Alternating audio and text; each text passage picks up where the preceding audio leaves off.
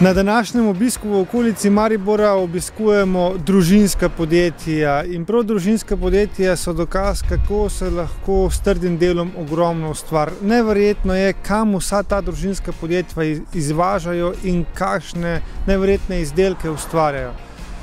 Ko smo se pogovarjali s šefi teh družinskih podjetij, več ali manj vsi govorijo isto. Ne potrebujemo nobenih subvencij, želimo si samo dve stvari. Ena je pravna država in drugo je, da bi banke vendarle po vseh teh dokapitalizacijah začele upravljati svojo vlogo in servisirati gospodarstvo.